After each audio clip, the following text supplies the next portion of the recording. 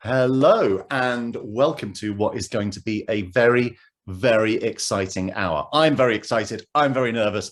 This is going to be fantastic. Thank you very much to Waterstones and to Walker Books for having us this evening.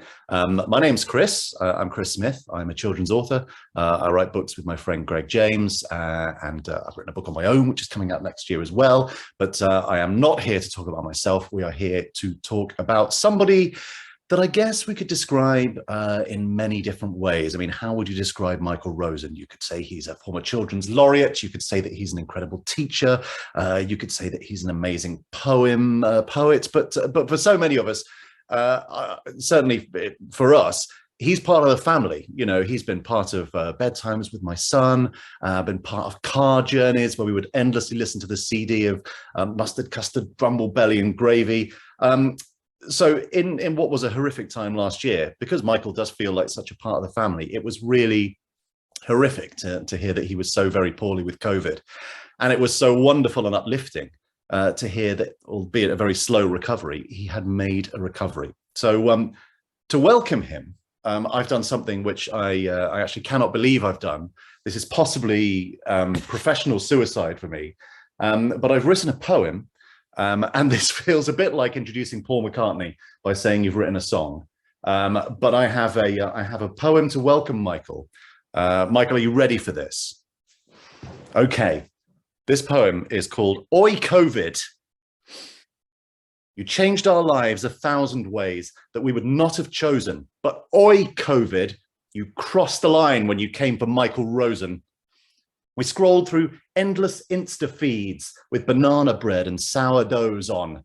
You tore families apart, broke countless hearts, but you can't break Michael Rosen. You made us sit outside the pub, although our toes were frozen. You took away all my social skills, but you can't take Michael Rosen. We took daily exercise round the block past windows with rainbows on. You can stop the clocks and shut the shops, but you can't stop Michael Rosen. You changed our lives 1,000 ways that we would not have chosen. But glory be, we can still say this. Hello, Michael Rosen. Hello, Chris Smith. I think I'd be hard pushed to write a poem about Chris Smith. Might involve a certain kind of lisping, I could imagine, that I might have to say Chris Smith. Give me a few more rhymes, some of them not too salubrious. Yes, I got a bit of that at school, in between being nicknamed Smith's Crisps, which were a big thing in the 70s and 80s as well. So, Michael, it's a wonderful pleasure to see you. For everybody watching, if you have any questions you would like me to ask Michael later on in the event, please write them in the Q&A box. And I'll remind you a couple of times during the event as well. So, Michael, I see you've been, from your Twitter feed, you've been out for a nice walk around Ali Pali today. You've been out and about near your home in North London. How many times have you been asked already today, how are you? Probably about 4. I think at sort of part of the course, people stop me very kindly as I walk from my home to my office, and people stop me and say, you're up and about. And I say, yep, I hope so. Then they say things like, you're alive. And I say, probably. And they say, how are you? Which is always lovely. And I boringly tell them which bits aren't working and which bits are. You know, you can imagine. I sort of never talk to someone who's been ill. They might tell you. And I go ahead and do it, you know. Yes, but and as I said when I was introducing you, you do kind of you do feel weirdly like public property, because we've sort of sat and read, you know, Bear Hunt and chocolate cake and things to our kids at bedtime, and it almost feels like you've been there as an advisor. I mean, you know, speaking personally, when my dad passed away, my son and I sat with the sad book, and you've been there sort of many phases of people's lives. So I imagine, you know, more than a lot of other famous people do. People do have that thing where they'll just come up to you and start talking. Yes, they do, and it's very, very nice. I mean, I take it always as a lovely compliment. I quite like it also when children recognise me and their parents don't. Actually, I quite like that when I walk past a family and the kids go, and I quite like that. And then sometimes they come back and the parent will say, my child says that they've seen you eating chocolate cake on the video. Is that possible? Or sorry, I don't want to be rude, but, and I then say, yes, no, your child is right.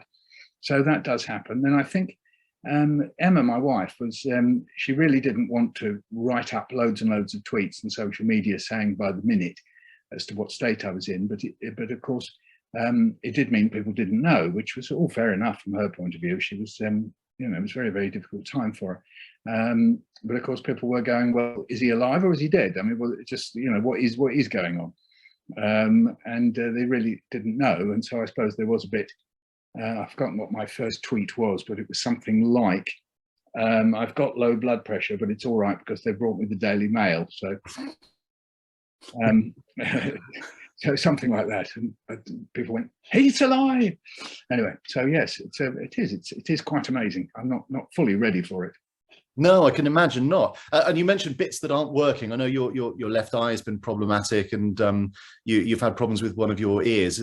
People will definitely want to know, I think, because we can't all come and accost you at Ali Pali. Are they on the mend? How's that going? That eye is foggy. So basically, I can see an outline of you. I can't see your beard, sad to say. My great friend Keith Flett of the Beard Liberation Front will be devastated that I can't see your beard. And then I have a wonderful little hearing aid that amplifies a tiny little, there's only a tiny band of megahertz that I can hear with my left ear. So the hearing aid amplifies it, which just about gives me a bit of 3D, but it does mean that if I walk on, with the traffic on that side of my ear, it feels like I'm being run over all the time. So I'm going, whoa, whoa. And your son enjoys going whoosh whoosh past your ear, doesn't he? Well, he does beatbox on it, so I don't know whether you could hear that, but I actually can. Yes. Yeah, that's right. So halfway through a football game, if it's getting a little bit boring, he'll just sort of decide to do a bit of beatbox. Ear beatboxing is definitely one for the repertoire, you know, when you're back doing schools events, when the world is a bit more normal. Well, I am already. I did a theatre event not long ago, a children's book show, asked me to do 2 events at the Shaw Theatre. And though I was told by the physiotherapist, well, I said to the physiotherapist, I never thought I'd perform for children again, you know, it just wasn't going to happen, because at the time I could walk half a step. And I remember Emma, sorry to muddle Emma's, but this is Emma, the physio, or the occupational therapist, I should say, and her saying, no, I think it will, and me thinking, well, isn't that nice? Isn't that nice of her to encourage me? And there you go, 3 weeks ago, I stood on stage at the Shaw Theatre with 500 children. I didn't fall over. I remembered my words, and it was fine. So it was very nice. It was nice to be back. It sounds like it might have been slightly nerve-wracking, because, as you say, you felt like you would never be able to do that again, and there you were suddenly about to step on stage. I mean, it's the most boring question to possibly ask, but what did that feel like? No, very, very nervy beforehand. I did wonder, and I did make sure there were chairs and tables in case I could sort of needed to sit down or subtly hold on to the edge of the table if I started swaying. But it was fine, absolutely fine. Yeah, and in fact, I was able to teach the children a little piece of the therapy that I was given, which is that because my just to get technical about it, but because I was in the coma for so long, my diaphragm stopped working. So my voice was just basically produced by the top part of my vocal apparatus. So I was talking mostly like that. So very wonderfully, the NHS gave me a voice therapist, a speech therapist, they're called, a speech and language therapist, SALT, that's the acronym. So they gave me some SALT, and this was in the form of the wonderful Fiona Gillis. And so by Zoom, we used to sit and talk to each other, and she'd say things like, right, now put a straw in a cup and go, and now see if you can sing Twinkle, Twinkle, Little Star through your straw into the bubbles. That sort of thing. And then this is what's known as semi-occluded voice production.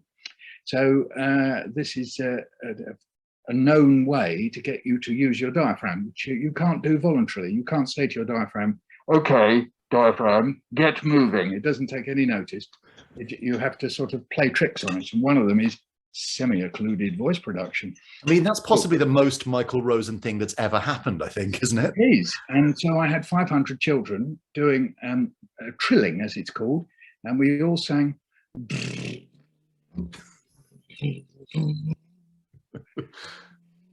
all together, and it was lovely. I just felt I was sort of riding on the back of 500 trills. It was really lovely. Yeah, Absolutely. I felt back in the mix, and also in a funny sort of way doing the thing which I always do, which is somehow or other show children where I've been for the last 6 months. Sort of part of how I've written, you know, things that I've done have always been like that. Yeah, well, I mean, you are back, and you are back in the mix, and we're here to talk about the wonderful Sticky McStickstick, which is one of 2 books that you've written about your recovery, both of which are very, very beautiful, and very, very different. So there's many different kinds of love, which you reminded me of when you were talking about speech therapists, because this contains a lot of letters that the nurses wrote for you when you were being looked after in intensive care. There was a diary beside your bed, and they would leave messages for you, and lots of them had sort of been repurposed, because obviously the NHS was suddenly running incredibly fast to try and stay in the same place. And there were some speech and language therapists. You had lots of messages in the book about people saying, "Oh, we've read Bear Hunt. My kids love your books. I've used your books and stuff." Which, of course, you only got to read afterwards when you were going through your recovery. But that's an incredible document. That diary from beside your bed. It's overwhelming. I mean, if you think about it, these are people who've been on an 8-hour shift, and you know what do they want to do? Is just go home and get away from this, in some ways, very uplifting place, but also very difficult place. If you think it's a ward that was equipped for 11 people, but there were 24 of us in there. And just to remind you how grim April and May 2020 were, 42% of us were dying. So, you know, this is a heavy burden for people who aren't used to that. I mean, they're trained medical practitioners, but they may not be used to people literally dying in their hands, or dying, you know, saying goodnight to someone, maybe they didn't reply, but saying bye-bye, and then coming back the next day and then not being there, or almost being surprised that they were. I mean, one of the nurses, Joe, he wrote his own journal, and he gave it to me. And he calls me in the journal, because we have to be anonymous. He called me Mr. Jacobs, you see, and he told me that it was, he said the Hail Marys over me, which was very kind, but pointing out I was Jewish, but still I could take the Hail Marys anyway. So I was very grateful for those in retrospect. But the other thing he said in one of the entries was, came in this morning, Mr. Jacobs is still alive. Well, I mean, that tells you the state of mind that people are in. Now, he's a trained ICU, he's a trained intensive care nurse. But there were people, as you say, voice therapists, occupational therapists, people in other parts of the hospital coming in because they were so short-handed. And, you know, that's a difficult thing to do, to deal with that amount of mortality.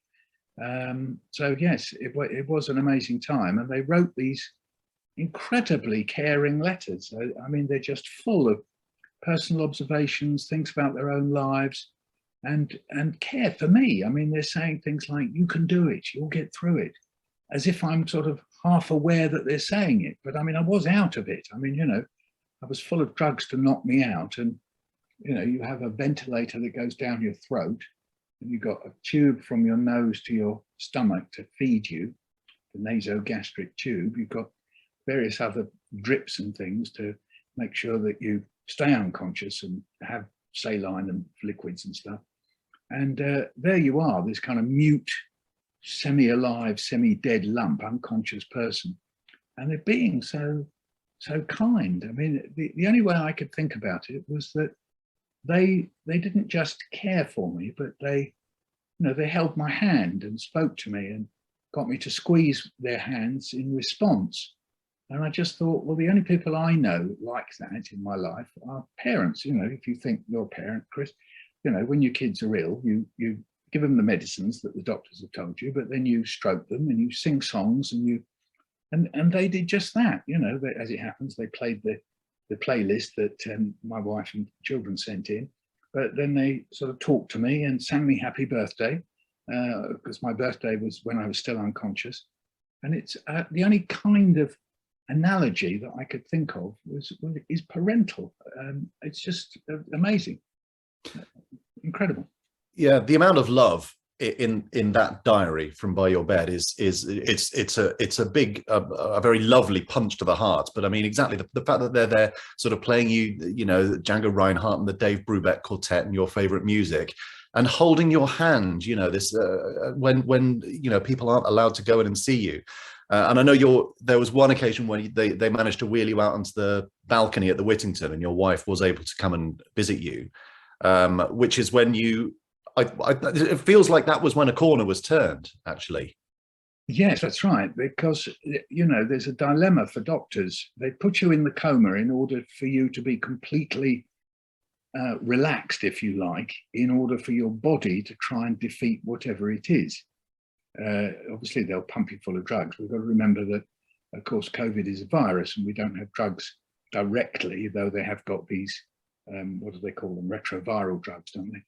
They are now developing these, but at that point, they really didn't have anything. They gave us blood thinners because COVID causes blood clots. And then they also gave us steroids because one of the things about problems with COVID is the inflammatory reaction. In other words, just to put it crudely again, you rush fluids and mucus to the place of infection, but of course it makes things worse, not better. Michael did almost become a doctor, by the way, if anyone's wondering why he has this incredible technical knowledge. And indeed, I did while I was unconscious. I carried on with my studies. Yeah, that's right. Yes, tell me about the metabolic rate. Anyway, so yeah, so while all that's going on, so they don't technically really know whether you'll wake up or the state you'll be in. I mean, if anyone's seen the film 2020, The Story of Us, you'll see that the consultant who was looking after me, in his words, he said, we didn't know if Michael would be brain dead or not. Now, that's an intensive care consultant speaking, because they know that this business about ventilating people is the last resort, because they think that you won't live otherwise. Or when I asked them and they said they were going to put me to sleep. And I said, will I wake up? And they said, there's a 50-50 chance. And I said, and if you don't put me to sleep, they said 0. So if they just give you this 1 in 2 chance of living, but then what state will you be in? And because this eye is dilated, I do my eye trick that I do on Zoom things with children. There you go. I quite like doing that for Zoom visits. Is you can see that the eyeball is dilated, it's fixed, because basically the optic nerve is conked. Or in the words of the consultant, buggered. I thought that was very interesting, technical medical term. Technical language, yes, absolutely. Yeah, I quite like that. I said, oh, thank you, Mr. Sharma, thank you. Anyway, so because of that, they thought that I might be brain dead. As it happens, Hugh's never told me that. So when I was watching the film, I just thought, hang on a minute, hang on, Hugh, you never told me that. So that was a kind of little revelation moment for me. But anyway, obviously they were quite worried, just to put it mildly.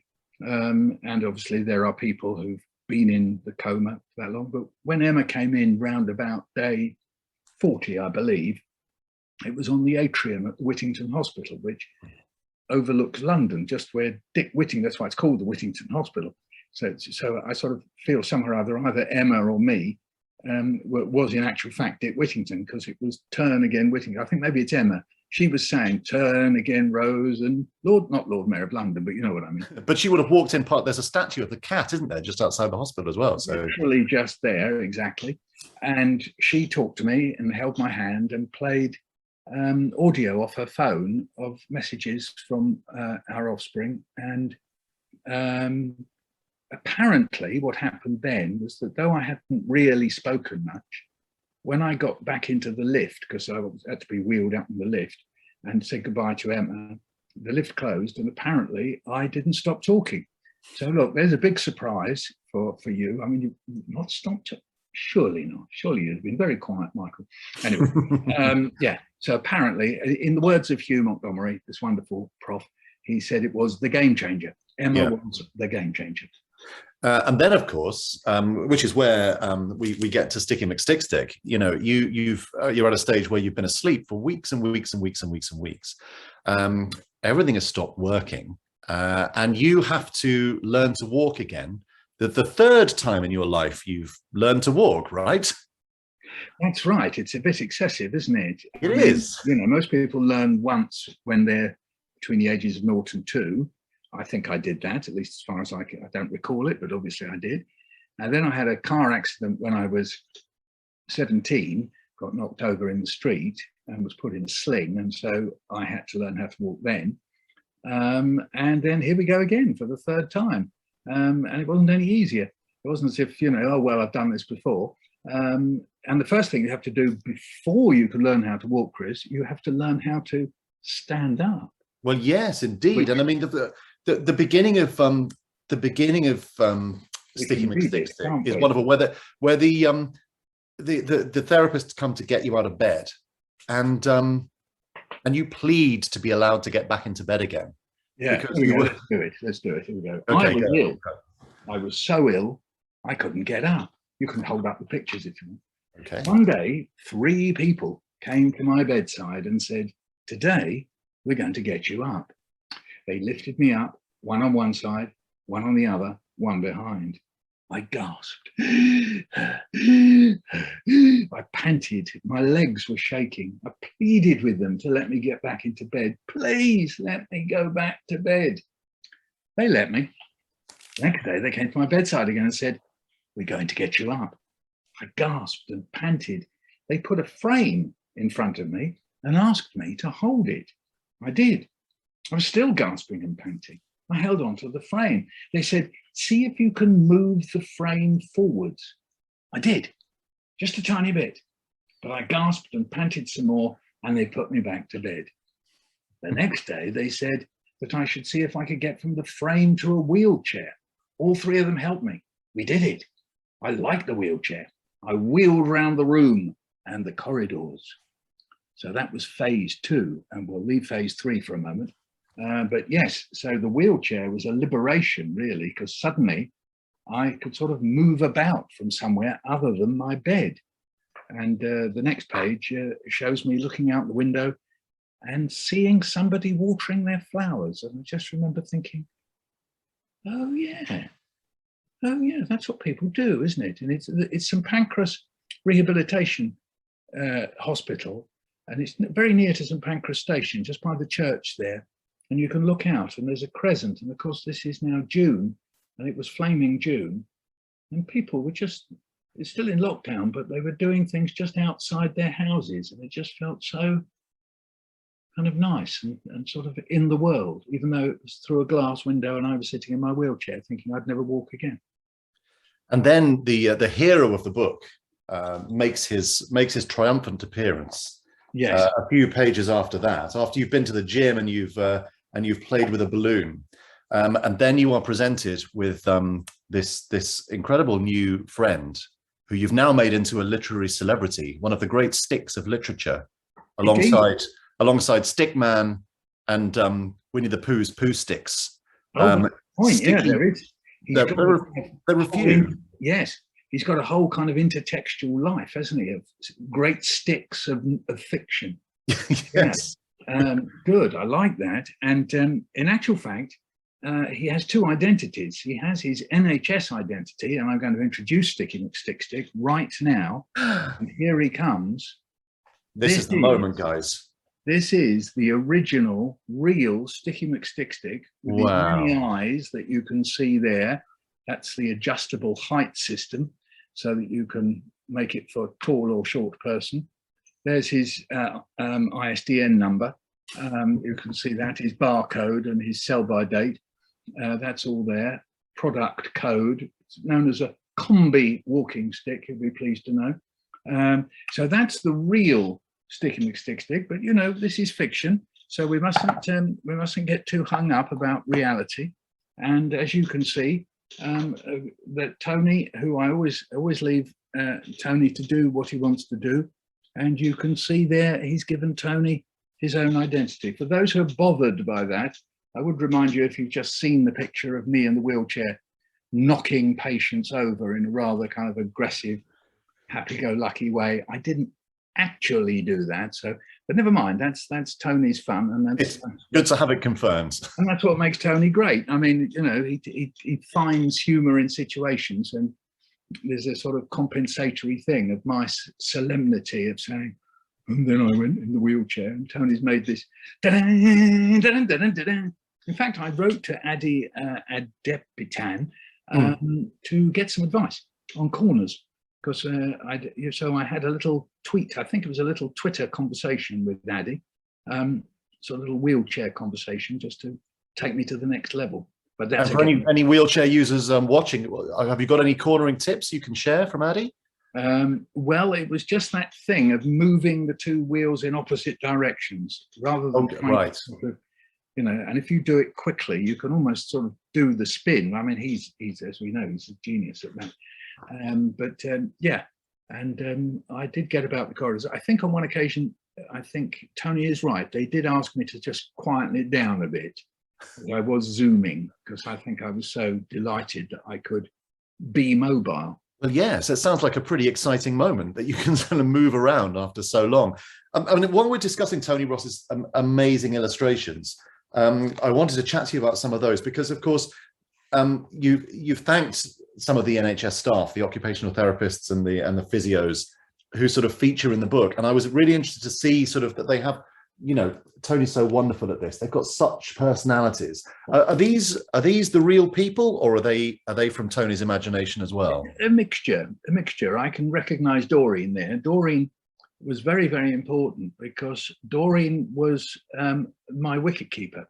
That's to say, I would tend to have 2 or even 3 occupational therapists, one on either side, one in front. The important point about Doreen was that she was behind, because at any moment I could have gone woomph. Right. I mean, the legs, it's a bit difficult to describe, but if you imagine, you know, those cardboard tubes that you put maps in? Well, yeah. Imagine those filled with porridge. So to start off with, you think they're doing rather well, but slowly the porridge is going to make the tubes soggy. So that's what it was like when I was standing up. I sort of thought of my legs, also totally without muscles. So they were just straight down. So they were these plastic kind of map holders. Sorry, not plastic, cardboard map holders full of porridge with no muscular kind of tension at all. So, and the tendency must be to lean back, because I suppose you which is why I think they tell you nose over toes, do they? Yes, that's right. Get you to stand upright. Is crucial for being able to get up. So you go nose over toes like that, you see. And you just put your hands behind, never in front, they say. Hands behind, nose over toes, like that. So that little routine that I put in the book. Yes, indeed. But Doreen was, I say, was the backstop. She was the wicketkeeper, and you know, it gave me all the confidence. And then amongst the occupational therapists, I can remember Emma and Ashma. Ashma was wonderful, particularly with the balloon, because I thought the balloon was very heavy. I thought it wasn't fair that she was giving me a balloon. She did point out it was a balloon and was about the full weight of a feather. But to go like that, when you have no muscles between your neck and your pubes, then to lift a balloon is like, it's like impossible. Like a medicine ball, you know, it's, or heavier than that. When she said lift the balloon, I thought, well, you can't, it was impossible. So yes, it was an interesting time when I think back at it. Yeah. And you mentioned you were on Twitter. You were sort of starting to tweet things and getting a little bit of interaction with the outside world. And in fact, Sticky McStickstick first made his first public appearance when you tweeted about him, right? And indeed, I think I took a photograph of him. That may have been when I got home, but he did star in a couple of tweets. I showed him, he was in my bed on one occasion, and he was just resting on the pillow, and I couldn't get into bed because Sticky had decided it was his bed. And then the children's writer, Anthony Lishak, who I work with on occasions to do with Holocaust remembrance and so on, he actually provided me with a competitor of Sticky McStickstick. I mean, there is possibly, I don't know, a sequel here, but he sent me an Arsenal stick. And he called it Gooner McStickstick, because the slang for Arsenal, for those who don't know, slang for Arsenal fans, we call Gooners. So we called him Gooner McStickstick. And so I have the 2 sticks. I don't have Gooner with me now, Anthony, if you're watching. I'm sorry, apologies about that. But I do have 2 sticks. So Gooner McStickstick and Sticky McStickstick wait by the door for me, whether this is for a future moment or whether they're just being like guards at the door, seeing me out, making sure I'm all right. I'm not quite sure. Or maybe, I don't know, just as Tony has drawn Sticky, that there's a little bit of resentment there. Oh, so you don't need me anymore. Okay, you go right ahead. Hopefully being the star of your new children's book will go a little way towards kind of mollifying Sticky a little bit. You'd hope so, but I mean, look, you know, just look at the grumpiness there. I mean, look, you know, just look. And weirdly, Tony does that in some of his illustrations, doesn't he? Later on in the book, where you leave Sticky, just to flip forward a little bit. And I love this moment when you're going to the loo, and I know from you wrote about it in Many Different Kinds of Love that you were singing M people to yourself to try and motivate yourself to get to the toilet. Right. Search for the hero inside yourself. And I do speculate whether I'm the only person in the history of the universe who has sung Search for the Hero Inside Yourself to get themselves to the loo. I don't know. I mean, I've yet to hear of anybody who has done that. But I mean, possibly Heather Small. You know, you never know. Well, indeed. So maybe Heather will write to me sometime. I don't know. But yeah, it got me from the bed to the loo. You see, once you've got rid of, you know, cast aside your bedpan and bottle, and it's been told that you can use the loo, the question is, you know, can you get there and can you get back? And if so, with or without the stick. So my first, you know, foray to get from the bed to the loo and back again, I can see it so clearly in my mind. I was greatly helped by Search for the Hero Inside. Anyway, sorry, it's unfair to Heather. Yeah. Just talking about that process of de-bedding yourself.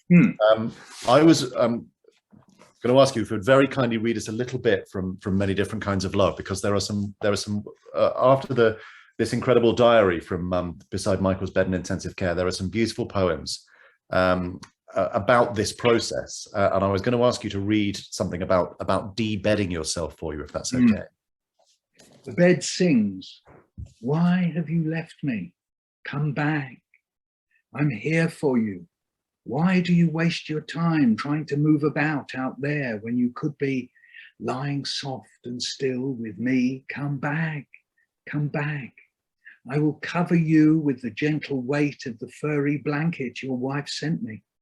My pillow will stroke your cheek. Don't stand there alongside me, weak and shaking. I will hold you and support you all day, all night long. Listen to me now. Remember me wherever you are, in your moments of fear as you wonder if you can go on with your crazy idea of wanting to walk. You'll know I'm here, ready for you, for when you give up, give up, give up, give up. No, I am learning to de-bed. You've been good and kind to me, but I can't stay with you. I will turn to mush. Bits of me will stop. I will fade. I will slip into your folds and never wake up again. I am de-bedding myself. And actually, of course, all night long, there we go. There's another quote from song. So obviously there were subliminally in my mind. All night long. Anyway, Lionel Richie. Yeah. Yep. So this process of de-bedding yourself and the rehab, this seems it seems to have stayed with you very vividly, because you'd had so long in hospital intensive care, which you weren't aware of. You've suddenly, you know, sort of you've been lying there like a broken jigsaw, and you're putting yourself back together. This seems from both the books you've written about this process, it's such a vivid time in your mind. Is that just because you were suddenly able to be aware of things? You kind of want to suck it all up and put it into words? I think I was and am disturbed by it. I think I was so overwhelmed that I was so weak at the time, and I, as I think I said in Many Different Kinds of Love, I thought, oh right, I'm a Zimmer person, am I? And I kind of resigned myself to that. And it's the physio saying, oh no, you're not, that stopped me being a Zimmer person. Then I did the same with the wheelchair. I thought, oh right, I'm a wheelchair person. Well, that's fine. You know, I know Richard Reeser, a friend of mine for many years. You know, he's in a wheelchair, and it's not a perfect existence. I'm not going to pretend it is, but you know, it is possible to exist in a wheelchair. So I kind of did all this, and I started thinking about how we could convert home and so on. So I was making all these kind of adjustments in my mind. And so to not be that through the efforts of those people helping me and through me persisting with the exercises and the you know, taking it easy but pushing yourself, it's a very strange kind of balance between pushing yourself a bit but not too much because everything will fall apart, sort of thing. I sort of think, in a way, it's the kind of, it sounds crazy, but it's the most important thing I've ever done. I mean, it's kind of hard for me to describe, but it was so all-encompassing to be at that moment where I couldn't even stand up, but to walk, and like today, you see, I walk from home to my office, which takes me about 35 minutes, and I stroll along and look at things and take a picture of Ali Pali as I did today. And I really can't sort of, you know, every day when I do it, I think, wow, I did that again today. Now, I should have grown out of this, shouldn't I? See, we're talking about me learning how to walk pretty well by the end of June 2020. So here we are, 18 months on. And I should have got over it and should just be thinking, well, now I'm getting on with life. But I don't. That may be a fault of mine, but I do think that it was sort of one of my achievements. I do, and I say mine because I couldn't have done it without physios and occupational therapists. But it sort of feels like well, it's better than A levels, and it's better than the degree. I did do an MA and then a PhD. It's better than them. Anyway, you know, we could list out things that I've done, and I think, you know, learning how to walk again is pretty well up there. The strength of will it must have required is awe-inspiring, because there must have been times when you just said, you know, when you can't hold a balloon, you know, you can't stand up even.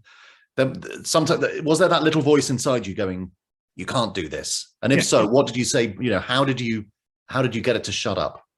I think the moment I got most upset was Emma came to see me in the rehab gym, and I'd practiced the day before walking the length of the gym, because I wanted to show her that, look, I can walk the length of the gym, probably about 50 feet, some 60 feet, something like that. And she came in and I was so nervous. I flunked it. I kind of halfway across, I sort of lost my balance and wobbled and sort of grabbed, I think, the bench or something like that and said, I was better yesterday, Emma. I really was. And she said, don't worry, it doesn't matter.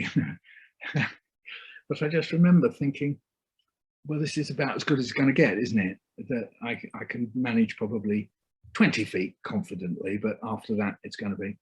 So, yeah, it does seem amazing. And the other great breakthrough was walking up Muswell Hill. People know the main road of Muswell Hill coming from Crouch End to Muswell Hill. It's probably about 60 meters, I worked out. And it's quite steep, you know, the buses really do grind up there. It's a get off your bike hill. Definitely. Yes. And I kept putting it off, thinking I'm not going to make this, and it's going to really. So probably I didn't try it till round about 6 months ago or something like that. And then my son happens to live at the bottom of the hill, and I thought, I'm not going to get the bus. I'm going to go and see Joe, and then I'm going to see if I can walk up the hill. And yeah, I did. So it was, you know, Muswell Hill. Well, the clue's in the name, isn't it? Anyway, I remember getting to the top and just nearly weeping that I'd actually made it. So yeah, that was about 6 to 9 months ago, probably. Yeah, but I had kept putting it off, thinking that it was probably a step too far, literally. Indeed. I mean, people will be, families will read this book together, and it's obviously your intention that they'll be able to use it to talk about illness, because we're not very good at talking about illness, aren't we? There's something that, you know, when a relative's in hospital, you know, sometimes it's, I don't know, something in us that considers it a little bit shameful or a little bit embarrassing to talk about. And there's something else you've touched on, Chris, there is that illness is a bit like you've made a mistake. So, you know, yeah, you're ill. So, all right, how did you do that? What did you do wrong that you got ill? So there's all that goes on. And I could expand on that, but there's another thing, which is that we only have being ill and being better. That's to say you've recovered. But the business of the bit in between, how we recover, in other words, recovering, is sort of invisible. you are ill and then you're better. So, you know, people say to me, then they meet me, you've recovered, you're better. And it's not me being grumpy. It's just, I want to say, well, do you know, there's a whole period for many people who are ill with anything. I mean, even a cold, you know, my daughter got a really lousy cold about 10 days ago. And I kept texting her going, how's the cold? You know, and she'd say, still loads of snot, Dad, right? But then I'd say, is it getting less? So there was a whole kind of interim period where she was getting better.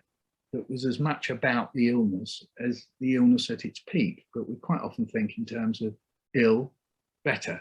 And there's this invisible chamber in between where you're getting better. So in a way, the book is about recovering.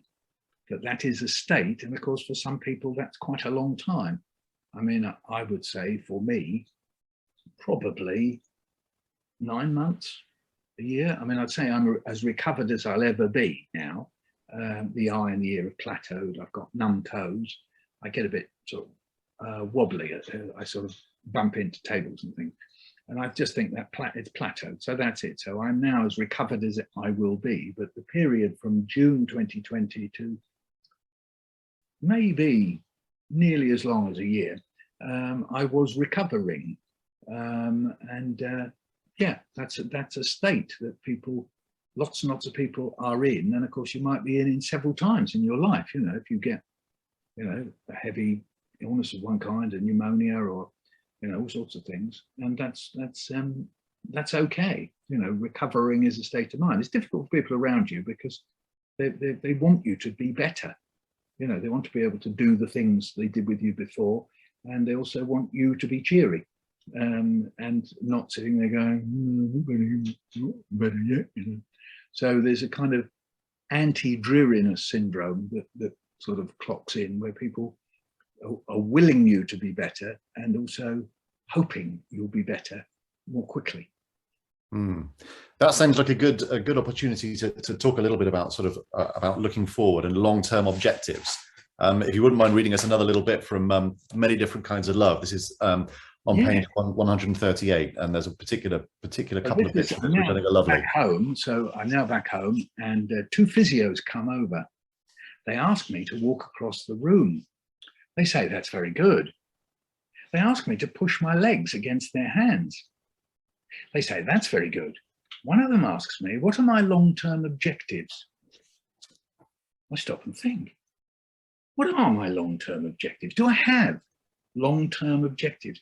Should I have long-term objectives? I would like to write a book about a French dog called Gaston le Dog. I don't say that. I say that I'd like to be able to walk to the Jewish deli on the corner and wheel the shopping back in our trolley. The physio smiles. She writes it down in her book. I'm trying to say that going shopping and bringing it back seems huge, much bigger than anything I can do now. It feels like a long-term objective. Anything else, she says? Live for a bit more, I think. And I've never bothered to pickle cucumbers. I just buy them. But my mother made lovely pickled cucumbers. I'd like to try that one day. You're doing very well, they say. So, I mean, two obvious follow-up questions there. Have you yet pickled your own cucumbers? I haven't, to my own great shame. Somebody posted up on Twitter yesterday some wonderful cucumbers that are ideal for pickling. I almost reached out into the photograph on Twitter to grab them, because you need special cucumbers for pickling. There's two kinds, the new greens as they're called, or the ordinary kind of warty kind, and then the little cornichon. For me, the favourites are the sort of warty ones that are about that big, which in Yiddish are called, you can make what are called heimische or heimische cucumbers, and they're sort of sweet and sour at the same time. And you use salt water and bits of dill and that stuff, what's it called? Allspice, I think, is it called? Yeah, allspice, the one with the peppercorns, not the mixed spice, which is cinnamon. It's not. So you bung all that in with, I think, a lemon and some onion. And yeah, it's been remiss of me. I will do it. In actual fact, as it happens, somebody who helped Emma a great deal when I was ill, she came round, after she read that poem, she came round with a jar of very nice pickled cucumbers, and she'd experimented. She put a chili in there, so there was a little bit of a certain piquancy that was with the pickled. Très bien. We'll look forward to seeing you at Muswell Hill Farmers Market. Didn't Barry Norman, the film critic, used to have, I think still has, his own brand of pickled onions, and there was Paul Newman salad dressing. So, you know, there could be the Michael Rosen pickled cucumbers. Would be a hit. And what about Gaston le Dog? Gaston le Dog is, yes, it's in its first draft. It has been presented to the publishers. I think I can say that. I don't think I'm giving anything away. You just did. It's out there now. Breaking news. Sorry. Anyway, so the first draft is there with Walkers, and they've looked at it and suggested some rewrites and things. But in its, so giving it a bit of space before I get back and get it looking at it. So Gaston le Dog meets Libellule, the dragonfly, and Hérisson, the hedgehog, and of course un chat, who is sort of related to the chat botté. And those of you who are familiar with French will know that is, of course, Puss in Boots, but at a later stage in his life. So yes, we do meet, and Papillon is there as well, not the bloke who was imprisoned on Devil's Island, but actually a butterfly. Actual butterfly, right? Yes, good to clarify. Yes, so I didn't think it's quite appropriate for a children. Stephen Queen as Papillon. No, it was Stephen Queen, wasn't it? I believe it was. Yes. The reason why I ask is because one of the consequences of COVID is major Hollywood film star forgetting syndrome. So I have on occasions forgotten George Clooney's name. Oh yes, and there's another. There's a poem about that also in Many Different Kinds of Love, isn't there? About you can't remember the name of well, I won't say his name in case you're about to. Well, exactly. And then even more tragically for me, I forgot Meryl Streep's name, and I am a fan of Meryl Streep, but purely on her acting talent, of course. Sure. And I sat there thinking, I know who it is. I know it is Sophie's Choice. Mamma Mia, and I know who it is, and that thing with, and I can forget his name, O'Neill, Neil, you know, the New Zealand actor, Sam Neill, and they're going down the rapids, and she's in the boat, and I couldn't remember her name. I just sat there forlorn and lost, alles verloren, as they say in German. And, yeah, I was all lost, and then I got it. But that's known as the COVID major Hollywood film star forgetting syndrome. It's a little known side effect, but one that more research is definitely needed into at the Michael Rosen Institute. Yeah. Just a reminder that if you would like to ask Michael a question, we're going to go through some questions in a few minutes, please type them into the Q&A box. But before we do that, Michael, I felt like it wasn't fair to have you here and have everyone watching via Waterstones without asking for a little lucky dip from some of your wonderful back catalogue. Would you mind giving us a couple of Rosen, you know, what do they call them? Deep cuts from the archive? Yes, unplugged, Rosen unplugged. Yeah, that's right, without accompaniment of laughter and clap applause. Yes, okay. Yes, let's do one. I was out with some children by the River Thames under Hungerford Bridge, and everyone will know that if children stand underneath a railway bridge and a train goes over, it's a law of nature that they all scream. They always do that. Train goes over, ah! And I suggested in a very teacherly sort of way, that they could put their hands on the bridge and feel the rhythm of the train. So that's what we did. We all went over there and stood with our hands on the bridge, feeling the rhythm of the train. And as I did that and said, I think, hands on the bridge, feel the rhythm of the train, I thought, what a great first line. Hands on the bridge, feel the rhythm of the train. And another thought came into my head, Benjamin Zephaniah, because I once had to ask him for a radio program, Benjamin, where do you write your poems? And he said, how do you mean write? And I said, well, where do you write them? He said, I don't write my poems. I make them up in my head when I go jogging. I remember thinking, wow, that is so clever. So I set myself the Benjamin Zephaniah challenge, which was, could I write a poem in my head that begins, hands on the bridge, feel the rhythm of the train? So I got onto a tube, in fact, on a train, and made up this poem. Hands on the bridge, feel the rhythm of the train. Hands on the window, feel the rhythm of the rain. Hands on your throat, feel the rhythm of your talk. Hands on your leg, feel the rhythm of your walk. Hands in the sea, feel the rhythm of the tide. Hands on your heart, feel the rhythm inside. Hands on the rhythm, feel the rhythm of the rhyme. Hands on your life, feel the rhythm of time. What? Hands on your life, feel the rhythm of time. Again, hands on your life, feel the rhythm of time. So there was a poem, partly thanks to Benjamin Zephaniah. I don't think I've told him that yet. I must tell him that I made that up thanks to him. That's wonderful. And it's lovely to have the rhythm of your life back in its proper pattern after a fairly serious bit of syncopation over the last few months. And there's and here's one now that rather weirdly has become a meme. I'm not sort of quite used to this, but I'm famous apparently all over the world for one little bit of this poem. So what's happened is that YouTubers and the like have clipped the video that my son made of me doing this poem, and it's taken off. I was at Goldsmiths, the college where I teach, and a lot of Chinese students were in the illustration department of the children's literature department. And there were suddenly 20 Chinese students round me saying, do the thing, do the thing. So now I'll do the poem and then I'll explain what it is. We sit down to eat and the potato's a bit hot. So I only put a little bit on my fork and I blow till it's cool, just cool, into the mouth. Oh, nice. And there's my brother, he's doing the same.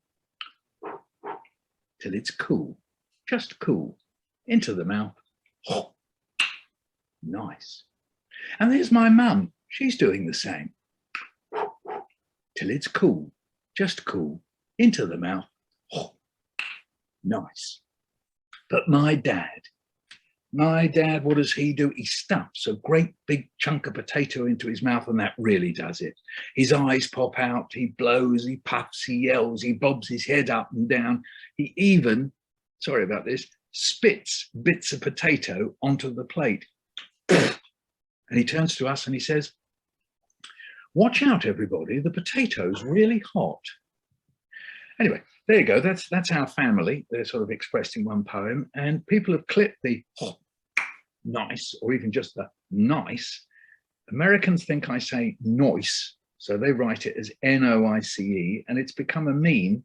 And so I had 20 Chinese students standing around me going, do nice, and holding up their phone for their Chinese friends back in China, obviously, and they could say, he's our teacher, and it's Noise Guy, Noise Man, as I'm known. So, and I get stopped by people who would normally not be very interested in me, you know, sort of slightly lumbering teenage boys quite often, who go, hey, go do the thing. Or I'm sitting on a bus and I hear behind me, noise.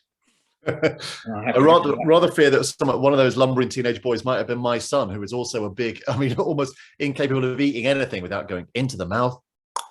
Noise. Yeah. If I had to think back to me aged 20 and think, Michael Rosen, what might happen to you in your 70s, do you think? What will it be? Will it be, might you be, homeless? Might you be trying to write poems on little scraps of paper? Might you be an actor? Because I did want to be an actor. Might you be a doctor? Any of those things. And if the person able to answer that question had said, you'll be known all over the world for going, oh, noise. Right. That's interesting. I wonder how that would come about. Let's have a few questions. Hello to everyone that's been saying hello in the Q&A box and in the chat. Hi, Victoria. Hello, Tammy, who says, we're very glad you're feeling better, Michael. And Victoria has given us a little smiley emoji about gherkins with dill. So I think you've already got, I'm buying some as well. 2 customers already for the Michael Rosen pickled cucumbers. Either a little recommendation here, either Krakus, spelled K-R-A-K-U-S, pickled cucumbers, or Mrs. Ellswood's Heimischer cucumbers. Don't be promoting the competition, Michael, when you're about to launch your own range. Very good. So Helen has 2 questions. First of all, when did you start writing poems? How young were you? And what do you think is the best way to learn how to write good poems? Okay. I think voluntarily I started writing poems, so as opposed to getting them set for homework. when I was about 15 to 16, something like that was when I started. And the best way to learn how to write poems is just read poems and say to yourself, I could have a go at doing this. And when you do it, you could imitate how the poem looks on the page, or its sound, its rhythm, its shape, its rhyme scheme, any of that, or any idea that's triggered off by the poem. People sometimes forget this. You can just read a poem and let yourself daydream and think, oh yeah, that sort of thing happened to me, or I think things like that, and then let your pen go for a walk. Never worry about writing poems in sentences. You can just write a phrase and then stop. And then when you think something else, put that underneath the other one. So if you think poems unfold, and they can unfold word-wise, phrase-wise, verse-wise. So Chris's poem about me unfolded, so you knew there was Rosen coming up. So it unfolded with the hanging from those pegs of the rhyme with Rosen. So the chosen and Rosen, and then the next bit unfolded. Another poem can unfold like my poem about long-term objectives. It's sort of hanging on that phrase, long-term objectives, because that was in my mind. So you build up to the phrase long-term objectives, then you think on a bit more, and then you hit the long-term objectives again.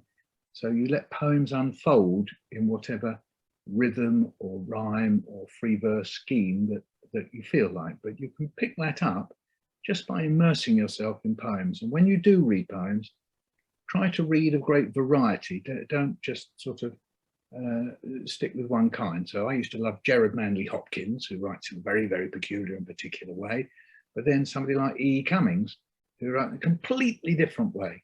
And then I used to love John Donne, writing in the early 17th century, Busy Old Fool, Unruly Sun.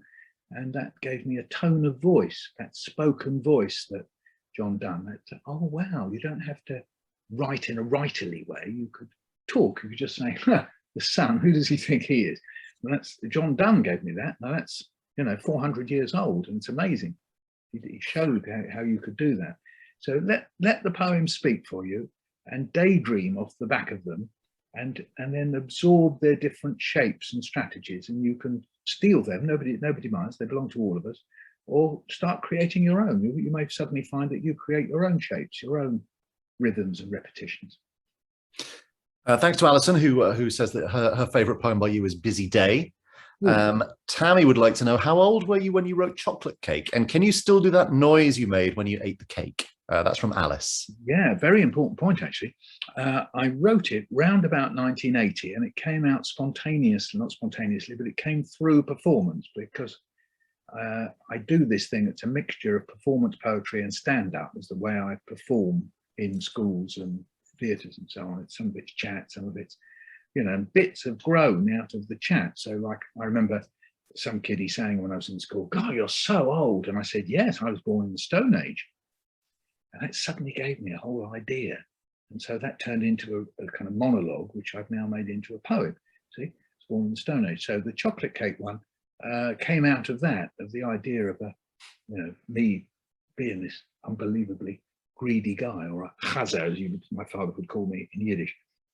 Now, can I still make that noise? Well, that's a very sore point, actually, because one of the effects of sticking a ventilator down my throat is that my vocal folds, as they called, both became inactive and possibly slightly damaged. So the very top thing, because in the video that I think Alice is talking about, I do a little sort of squeal, but my top squeal has gone. I will demonstrate this, and it's quite annoying to me. So instead of it being that little high-pitched one, it's got to come down a bit. Fiona Gillis, the speech and language therapist, told me that if I practice, it will probably come back. So if you see me around in Alexandra Palace Park with my mask on, you'll hear me going, and people do wonder, who is this pig who is walking past? I am in fact doing what Fiona told me to do, which is to try to make that little bit of the vocal fold work. So that's a very long answer to your question, but you now know. So don't be alarmed if you see a sort of grunting man in North London. It's just chocolate cake practice. Yes, and actually it's a bit better today than it has been for a bit. Because it feels like it's coming back live. This is wonderful. Yeah. Okay, just quickly before we close, Catherine would like to know if this is a hard question. Of all the books you've written, do you have a favorite and why? I always like to think that the newest book is the favorite. So at the moment, Sticky definitely is my favorite. I mean, it's captured that moment for me that you touched on, and I still find it quite difficult to talk about, actually. And so it is. I always like it when a book, it doesn't have to be me, but in some or other sort of fictionalizes, and what can you call it? Anyway, sort of somehow or other translates the thing that's happened to me into a shape. I mean, the thing about a book is that, you know, this isn't a natural thing. It's something that's taken us hundreds of years to develop, you know, this shape, this thing, this commodity, the pages, that you turn over pages in a particular way, writing goes along, writing and pictures, all that is very cultural and it's taken years to do. So the idea that you can have an experience that is very raw in my head, that isn't book shaped, and then to turn it into this thing, it's like I'm folded into it. And then Tony has read me and made something. And so that seems in its own way very magical. So it's not a full answer to your question, but it feels very magical, apart from one thing, which has disturbed Keith Flett, otherwise known as Fletty of the Beard Liberation Front, is that I don't appear to have a beard. But I have been given permission not to have a beard in the book because there was a medical reason, that the tracheostomy scar, they shaved me. This appears in many different kinds of love. They shaved these hairy bits because to stop the wound being infected. So there we are. So I have permission from the Beard Liberation Front to have no beard in Sticky McStickstick. Wonderful. We are out of time, but we really quickly do a couple of very, very, very rapid answers before we close, because we must let you go. Victoria would like to know if there's going to be any of Sticky McStickstick on your very popular YouTube channel. Do you think we might see a bit of Sticky on YouTube? Yes, it's there already. I think good. you'll find that I'm reading the first few pages, and I think there'll be another one on the Authorify site very soon, with me talking about it, and also on the Peters Book Suppliers site. Wonderful. And here's one from Jenny. Might be hard to give a short answer to it, but see how you go. How do you keep so positive? Do one thing every day, at least one thing that you can be proud of. So one thing you can say as you close your eyes and you go to sleep, hey, you know what I did? And it could be anything at all. It could be washing up. It could be, you know, I don't know, putting on a clean pair of underpants. It doesn't matter. So long as it could be just something that you can say to yourself, hey, I did that. And I try to do that every day. Wonderful. Someone else has asked, are you writing anything at the moment? Well, we've already had a sneak peek of Gaston Le Dog, which is going to be wonderful. I am writing a book called Getting Better. Don't laugh. And I've looking at all the different ways across my life. I've tried to get better. So I had a very, very strange illness that lasted 12 years called hypothyroidism, which I didn't know about. And then I struggled with the fact that I then had to get better from it. I also lost my son that people will know about, and I had to get better in a way, try to overcome the desolation that I had from that. And so I'm writing about that. And then also the way you try to get better at doing things. So I'm playing with the metaphor and the idea of getting better. And yeah, I've written the first 3 chapters of that. That sounds wonderful. Well, just before we say goodbye to you, Michael, I thought it'd be nice to pay tribute to the people that have helped you get better. And this has become a real kind of a real symbol of last year and this year. I wondered if you'd be kind enough to just close with these are the hands for us. These are the hands that touch us first. Feel your head, find the pulse, and make your bed. These are the hands that tap your back, test the skin, hold your arm, wheel the bin, change the bulb, fix the drip, pour the jug, replace your hip. These are the hands that fill the bar, mop the floor, flick the switch, soothe the sore, burn the swabs, give us a jab, throw out sharps, design the lab. And these are the hands that stop the leaks, empty the pan, wipe the pipes, carry the can, clamp the veins, make the cast, log the dose, and touch us last. Well, here's Rachel in the Q&A said, I don't have a question, but just wanted to say thank you for being such a huge inspiration, a part of so many lives. And I don't think I can really add anything to that. So from all of our families to you and your family, Michael, thank you so much for joining us. Well, thanks for having me, and thanks for being such a great host, Chris. And thank all of you who asked those questions, and thanks all who tuned in for this session. Thank you. Thanks, everyone. Good night. Good night.